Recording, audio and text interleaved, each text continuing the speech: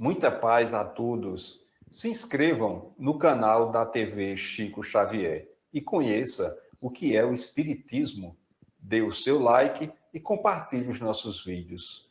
Conteúdos genuinamente espírita. Desejar ao nosso companheiro de Djalma que ele se recupere o mais rápido possível e dizer a Mirim, né, que ele está de parabéns, que a sua família está com ele lá tudinho, um mês especial, sempre visita de parentes, pessoas amadas, é muito bom. Então vamos ao nosso relato, né? Eu não sei se eu já contei ele aqui, mas foram tantas situações que a vida trouxe para mim e me tornou, poderia dizer assim, o espírita que eu sou. Com certeza eu digo a vocês, caros internautas, que eu não sou a sombra do que era 40 anos atrás. 37, 38 anos que eu estou dentro da doutrina espírita e doutrina me modificou muito, muito mesmo. Principalmente pelas experiências, né, pelas demonstrações da espiritualidade para comigo, que na ocasião eu achava uma circunstância normal, uma circunstância fortuita qualquer. Não tinha visão espírita e achava que aquilo era uma condição. E à medida que a gente se aprofunda no conhecimento e no entendimento da doutrina e da ação dos espíritos na nossa vida, a gente começa a ter um esclarecimento maior, como é a que eu vou contar nessa noite para vocês. Bom, há 37, 36 anos atrás, eu vim morar nessa casa minha aqui em 1988.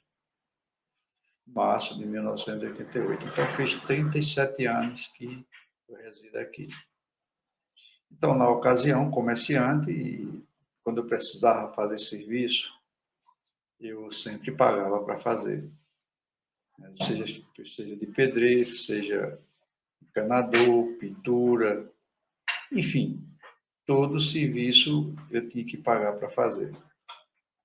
No nascimento, na gravidez do meu primeiro filho, eu conheci um pedreiro que ele começou, naquela ocasião, eram os primeiros contatos, ele começou a fazer um serviço para mim.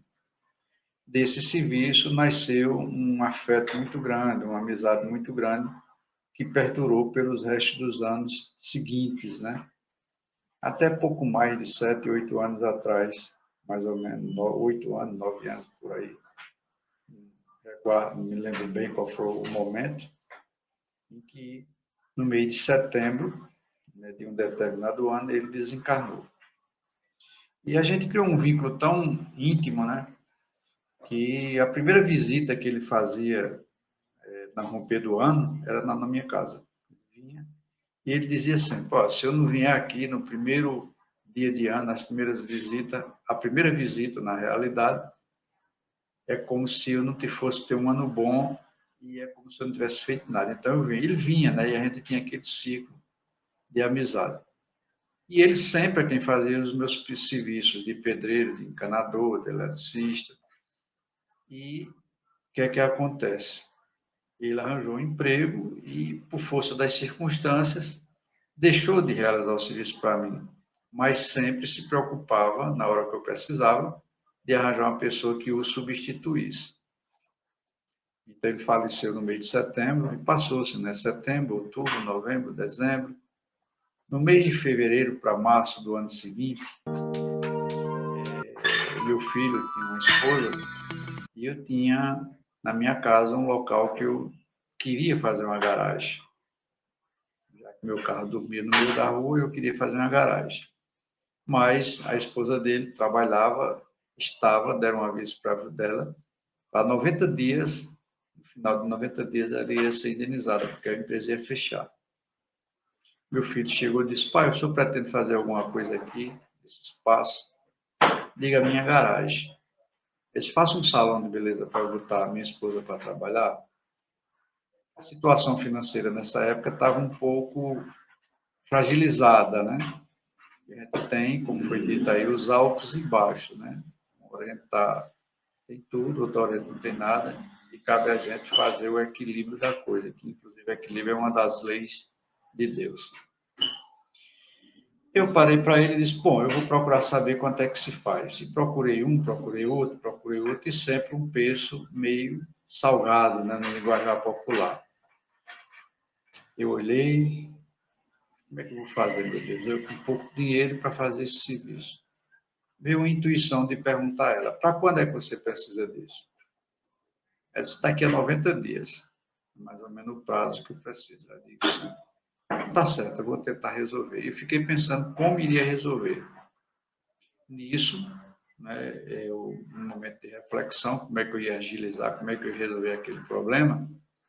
De repente veio uma intuição, veio com a voz íntima dizendo, Matos, se tu sabe quando um serviço está mal feito, se tu sabe quando o serviço está errado, então tu sabe fazer. Por que tu não tenta? No mínimo, o que é que pode acontecer? Se você tentar e não acertar, você vai pagar para consertar.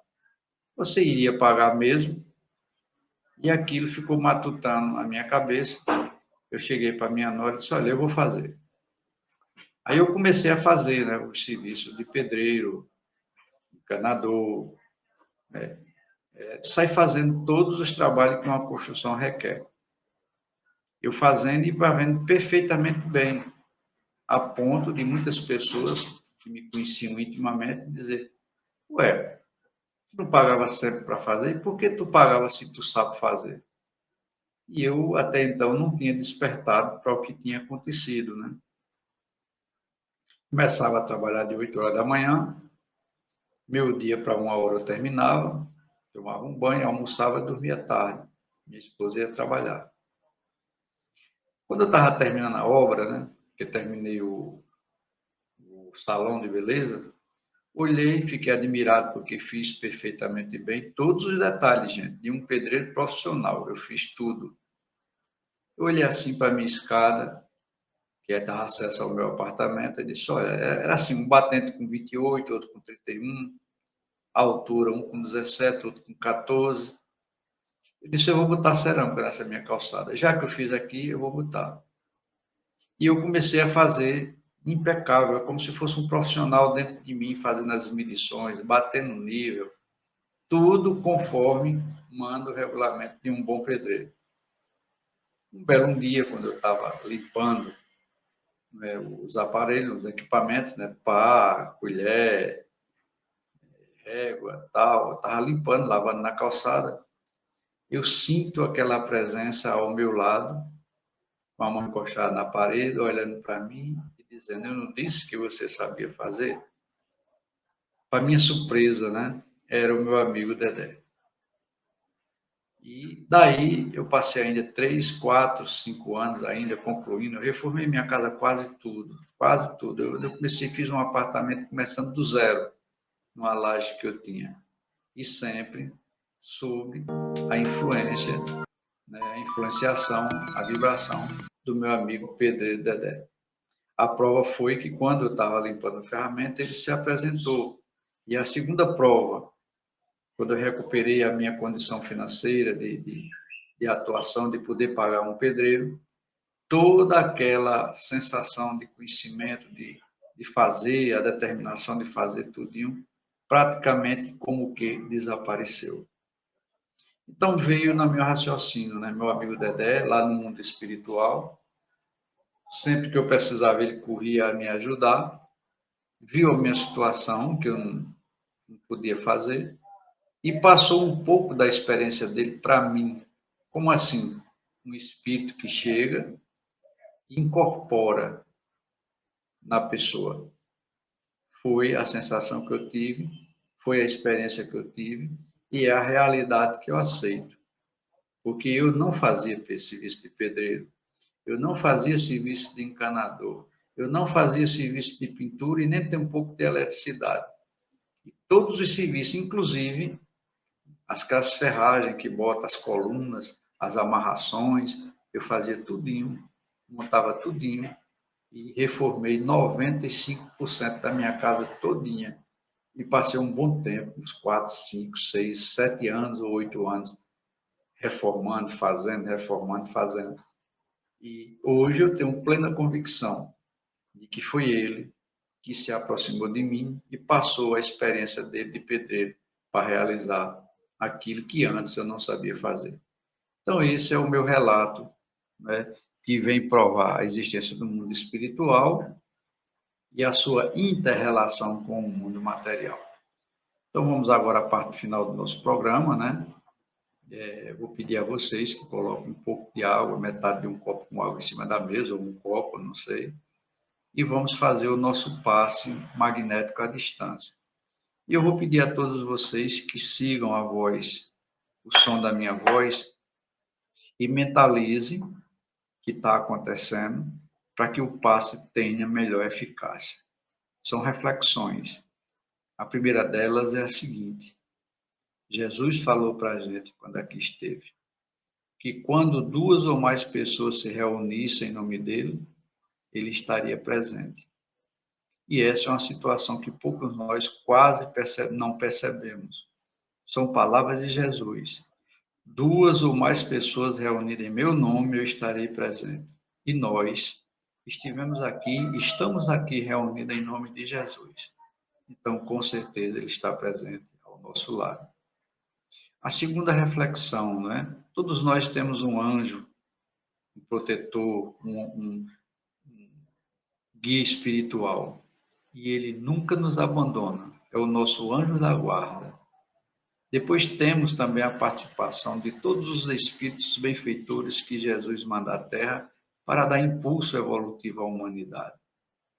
Então, vê muitos espíritos, muitas vibrações ao nosso redor. Depois vamos pensar nas palavras de Jesus, quando ele diz assim: vós sois deuses em miniatura, faz brilhar a vossa luz, vós foi feito à imagem e semelhança de Deus.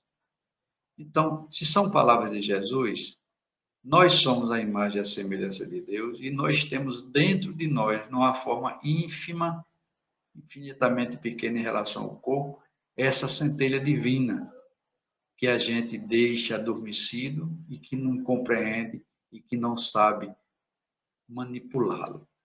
Então, essa centelha divina, ela é pura, ela é perfeita, ela não tem doença, ela só tem felicidade e a vida eterna. Então, esse ser está dentro de nós. Então, vamos mergulhar dentro de nós, vamos mentalizar essa centelha.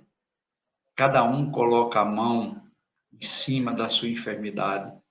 Se for no coração, coloca a mão no coração. Se for no pulmão, coloca as mãos em cima do pulmão. Se for nos rins, qualquer parte do seu corpo que estiver doente agora, nesse momento, vamos colocar a mão.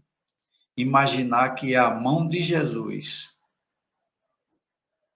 tratando de nós, atraindo essa nossa centelha divina, exteriorizando-a. Ela vem passando por todos os chakras vitais, equilibrando, harmonizando, curando, deixando fluidos de regeneração, fluidos de cura. São vibrações crísticas. Jesus está conosco, lembremos disso. Que ele venha curando. E que todos nós, de acordo com o nosso merecimento, de acordo com a nossa necessidade, logremos êxito na nossa busca, na nossa cura. Vamos pedir também que esses mesmos espíritos benfeitores, comandados por Jesus, possam se direcionar a todos os lugares onde existir sofrimento e dor, nos hospitais, nos guetos, nas pontes, debaixo das pontes, nas marquises, no meio da rua, em todo lugar onde existir sofrimento e dor, nos cárceres, nas alas terminais dos hospitais, que a benevolência divina consola aquelas criaturas, conscientize-as que o sofrimento do corpo é a purificação da alma.